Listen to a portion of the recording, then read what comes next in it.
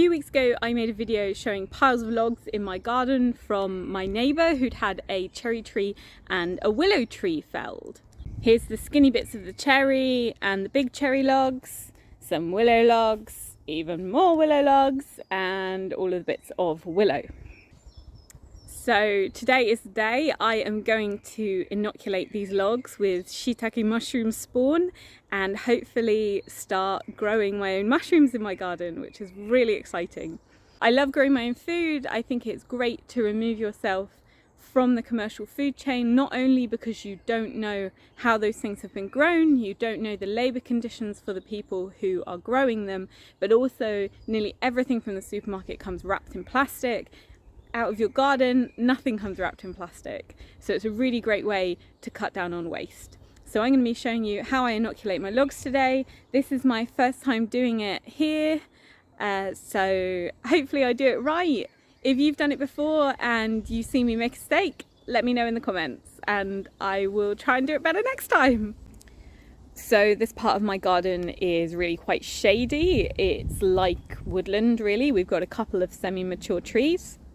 So to start with, I've just cleared an area through the brambles here and laid down some old wood that we've got to make a platform.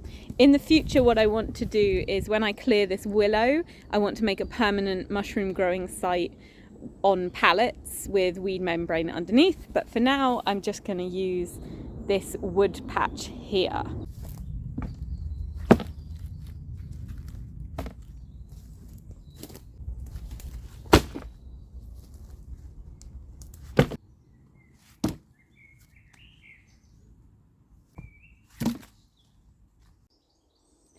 Here's my stack setup. I've gone with cherry, this is wild cherry on the bottom, and then a couple of willow on top. There's a lot of mixed messages online as to whether willow is any good for shiitake growing, but I'm just going to give it a try. And the reason I've put the willow off the ground is willow is really regenerative. So it's already, you can see it's already started sprouting again. And if it was left on the ground, it would just grow roots into the soil and start growing again as a willow tree. It's one of those woods that holds a huge amount of moisture and just wants to go back into being a tree. But look how beautiful this moss is on here. Gorgeous. Quick rundown of the tools and materials for this project. So first of all, most importantly, I have inoculated mushroom dowels. You can buy these online. There are some shops that are like specialist mushroom shops where you can get them from. I got these off eBay. When you get these, you want to keep them in your fridge so they're kept in a semi-dormant state, ready for inoculation. Next is a drill. This one's fitted with an 8mm wood drill bit. That's for making our holes, obviously, for putting the mushroom dowels in. Beeswax tapers for sealing. You can get specialists like mushroom wax, but I just went with beeswax because it's a natural wax, so it's fine to have out in the garden. I wouldn't really want to use a synthetic wax because you're basically leaving plastic all over your garden, but I presume a soy wax would work as well. I've got a hammer just for tapping my dowels in case there's a bit of resistance. Crush the resistance. And then I had one of these made up ages ago when I worked on a community project, and I was doing mushroom inoculation there, so I had this left over from there and I'm going to put it on these logs so I don't forget which species I've inoculated them with. The basic technique is the same no matter which species of mushroom or species of wood you're using. You just drill a hole, tap your plug into that hole,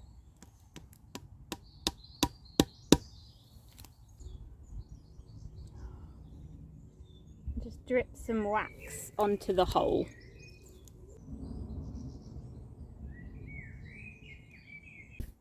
You can see there the hole's been sealed up with the beeswax, so it's all covered.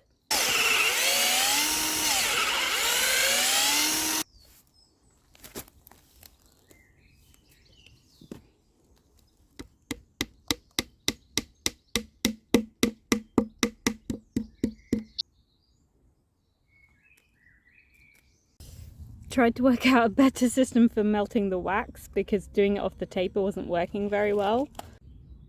There's my melted wax ready to go.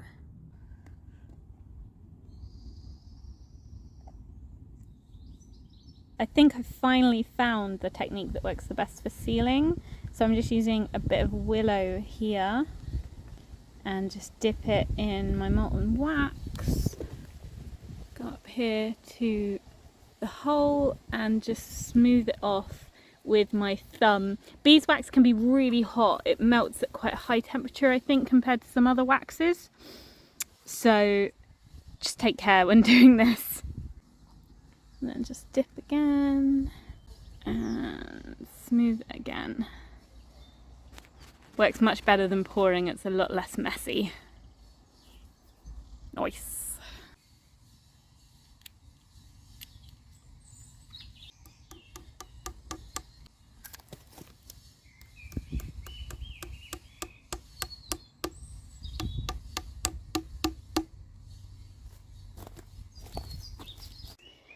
So that's all done now. Lots and lots of inoculated holes. Maybe not my neatest work, but I'm pretty new to doing log inoculations, so I was sort of learning on the job. All that's left to do now is keep these in the shade, make sure they're kept damp. I believe you can induce fruiting when they're ready by hammering on them and also giving them a really good soak in rainwater. So, ganbatte kinoko-chan! Hopefully I'm going to have some shiitake mushrooms at some point this year. Thanks for watching! Bye! I had a bit of a giggle earlier because I accidentally colour coordinated. My top is hot pink, my socks are hot pink, my gardening gloves are hot pink. And I've just gone to put the mushroom sign on. It was meant to be.